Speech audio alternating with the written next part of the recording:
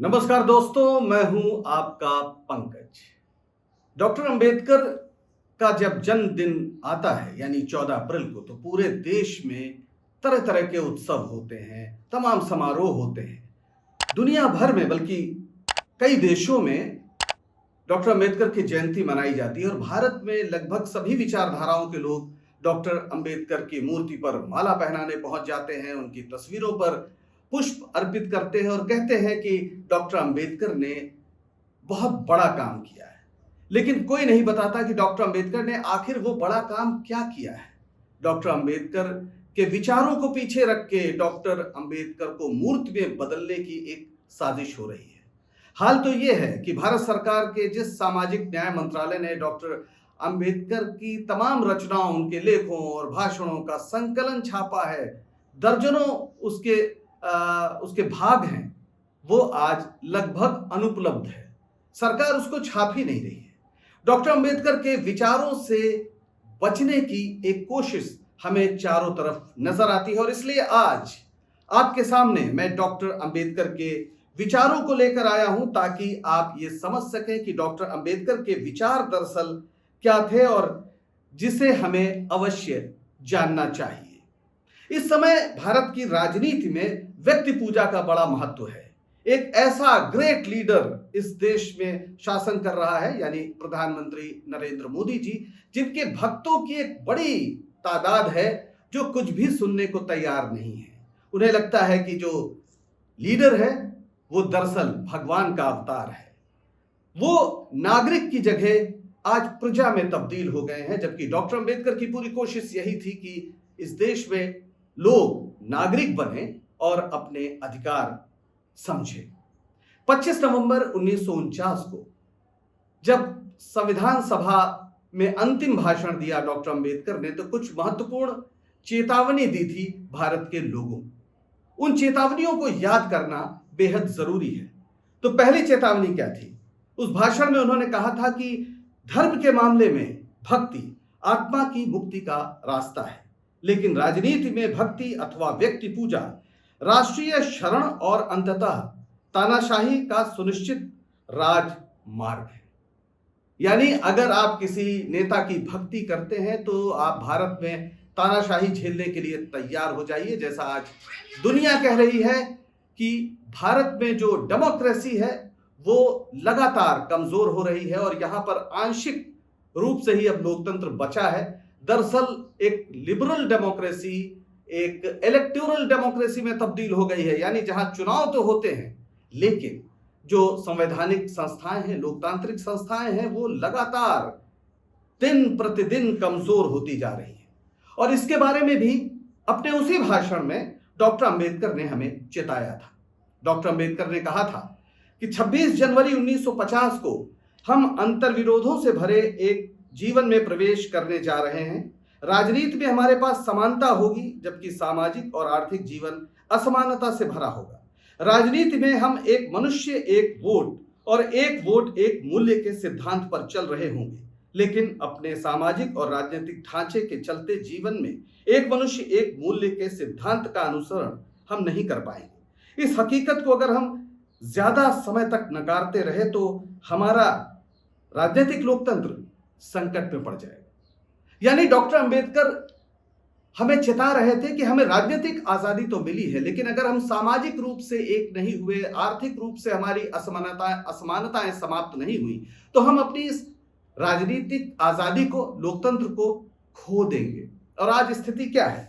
आज स्थिति यह है कि देश के जो 27 अरबपति हैं उनके पास देश की आधी दौलत पहुंच गई है और 5% लोगों के पास दरअसल 62% जीडीपी का हिस्सा है, जबकि 50% आबादी भारत की सिर्फ 3% जो भारत की जीडीपी है उस पर निर्भर करती है, उस पर आश्रित है। यानी एक जबरदस्त असमानता हम देख रहे हैं। और दूसरी तरफ डॉक्टर अंबेडकर, जिन्होंने जाति व्यवस्था के खिलाफ जीवन भर संघर्ष किया और यह कहा कि जातियों के रहते भारत एक राष्ट्र नहीं बन सकता, हम देख रहे हैं कि लोकतंत्र दरअसल जातियों के गणतंत्र में तब्दील हो गया है। जातियों के संगठन अब राजनीति में वोटों की सौदेबाजी में उतर आए हैं और तमाम राजनीतिक दल दरअसल यही करते हैं कि तमाम जातियों के जो नेता हैं उनको कुछ प्रलोभन देकर चाहते हैं कि सारा का सारा जो उनका वोट है वो उनके पास चला आए। डॉक्टर अंबेडकर ने जिस संविधान का सपना देखा और जिसे पूरा किया बड़ी मुश्किलों के बावजूद, वो संविधान क्या था? वो संविधान भारत के 5000 साल के इतिहास में लिखा गया पहला दस्तावेज है जिसने वैधानिक रूप से मनुष्य और मनुष्य को बराबर माना। इसके पहले धर्म, दर्शन, अध्यात्म में जितनी भी बहस हुई हो, जितने भी शास्त्रार्थ हुए हों, जितनी भी किताबें लिखी गई हों, किसी ने भी मनुष्य को मनुष्य से बराबर नहीं माना। जीव और ब्रह्म को तो एकाकार मान लिया गया, लेकिन ब्राह्मण और शूद्र को एक साथ एक मंच पर देखना स्वीकार नहीं किया गया।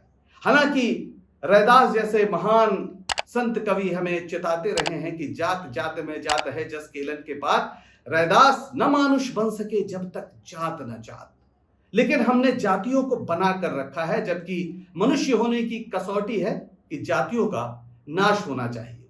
और डॉक्टर अंबेडकर जब ये सब कर रहे थे, हिंदू कोड बिल ला रहे थे ताकि लड़कियों को, महिलाओं को अधिकार मिले, पैतृक संपत्ति में अधिकार मिले, बराबरी का अधिकार मिले, तो तमाम वो संगठन जो आज इस देश की सत्ता पर काबिज है, यानी आरएसएस और उससे जुड़े जो लोग थे, उन्होंने डॉक्टर अंबेडकर के पुतले फूंके, लगातार उनका विरोध किया। आज वो उनका सम्मान कर रहे हैं, उनकी जयंती मना रहे हैं, लेकिन उस समय उन्होंने क्या किया था, आप इतिहास के पन्नों को पलटेंगे तो सब साफ हो जाएगा। ऑर्गेनाइजर जो आरएसएस का मुखपत्र है, उसने उस समय जो लिखा उसको पढ़ा जाना चाहिए, यानी हमारे संविधान के बारे में। बेहद एक तकलीफ की बात है कि आज ऐसे लोग हमारे देश का राज चला रहे हैं, संविधान चला रहे हैं, जो दरअसल इस संविधान का शुरू से विरोध करते आए हैं, जिन्होंने तिरंगे को कभी स्वीकार नहीं किया, संविधान को कभी स्वीकार नहीं किया। मैं बात कर रहा था ऑर्गेनाइजर की, तो ऑर्गेनाइजर ने क्या लिखा? भारत के नए संविधान के बारे में सबसे खराब बात यह है कि इसमें कुछ भी ऐसा नहीं है जिसे भारतीय कहा जाए। इसमें न भारतीय कानून है, न भारतीय संस्थाएं हैं, न शब्दावली और पदावली है।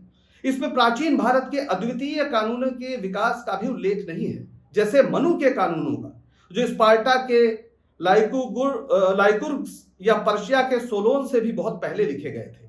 आज मनुस्मृति के कानून दुनिया को प्रेरित करते हैं, किंतु हमारे संवैधानिक पंडितों के लिए उनका कोई अर्थ नहीं। द ऑर्गेनाइजर 30 नवंबर 1949।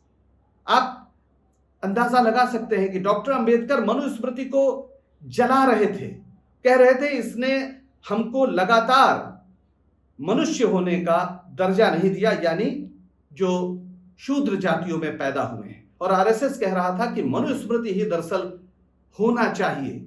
सावरकर जो आरएसएस के प्रेरणा पुंज हैं, उन्होंने तो मनुस्मृति को हिंदू लॉ कहा था।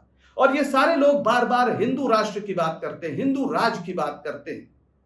डॉक्टर अंबेडकर ने उसी समय चेताया था और कहा था कि अगर हिंदू राष्ट्र सचमुच एक वास्तविकता बन जाता है तो इसमें संदेह नहीं, यह देश के लिए भयानक विपत्ति होगी, क्योंकि यह स्वाधीनता, समता और बंधुत्व के लिए खतरा है। इस दृष्टि से यह लोकतंत्र से मेल नहीं खाता। हिंदू राज को हर कीमत पर रोका जाना चाहिए। वो एक सेकुलर डेमोक्रेसी चाहते थे भारत में, समता, स्वतंत्रता और बंधुत्व जिसका आधार हो। बार बार डॉक्टर अंबेडकर हमें चेताते थे, और इसीलिए उन्होंने जब ये महसूस कर लिया कि हिंदू होते हुए शूद्रों को अधिकार नहीं मिल सकता, तो उन्होंने हिंदू धर्म छोड़ दिया 1956 में बुद्ध जयंती के दिन। आज भी बहुत लोग नागपुर में जुटते हैं इस दिन और 22 प्रतिज्ञाएं, शपथ लेते हैं उनकी, जो डॉक्टर अंबेडकर ने उन्हें दिलाई थी, जिसमें कहा था कि वो किसी देवी देवता को नहीं मानेंगे, वो किसी पूजा पाठ में नहीं चलेंगे, वो बुद्ध के रास्ते में जाएंगे, जिन्होंने कहा था अप दीपो भव, यानी अपना दीपक स्वयं बनो, अपना प्रकाश खुद खोजो, उसी बात को मानो जो तर्क की तुला पर सही साबित होती हो। और इसके विरोध में यह कहा गया कि बुद्ध तो विष्णु के अवतार हैं। तो डॉक्टर अंबेडकर ने क्या कहा? डॉक्टर अंबेडकर ने कहा कि मैं ये नहीं मानता और न कभी मानूंगा कि भगवान बुद्ध विष्णु के अवतार थे। मैं इसे पागलपन और झूठा प्रचार प्रसार मानता हूं। यानी डॉक्टर अंबेडकर को लगातार जो लोग चुनौती दे रहे थे, आज उनके हाथ में इस देश का शासन है और एक बड़ा खतरा लोकतंत्र पर पैदा हुआ है, तानाशाही का खतरा पैदा हुआ है। ये सारी चेतावनियां हमें डॉक्टर अंबेडकर लगातार दे रहे थे और आज उनको याद करने की जरूरत है। उसी 25 नवंबर 1949 के भाषण में उन्होंने ये भी कहा था कि संविधान किसी देश का चाहे जितना अच्छा हो, अगर वो बुरे लोगों के हाथ में है तो फिर वो कोई अच्छाई नहीं कर पाएगा। अब ये हमें आपको सोचना है कि हम डॉक्टर अंबेडकर को बस मूर्ति मानेंगे, प्रतिमा मानेंगे, तस्वीर मानेंगे, या फिर डॉक्टर अंबेडकर के विचारों पर हम चलना चाहेंगे। पूरी वसुधा को भारतीय परंपरा अपना परिवार मानती रही है, लेकिन आज जिस तरह की हिंसा, नफरत, घृणा फैलाई जा रही है, जिस तरह का जाति और धर्म के नाम पर वैमनस्य फैलाया जा रहा है, वो डॉक्टर अंबेडकर के विचारों की हत्या के बराबर है।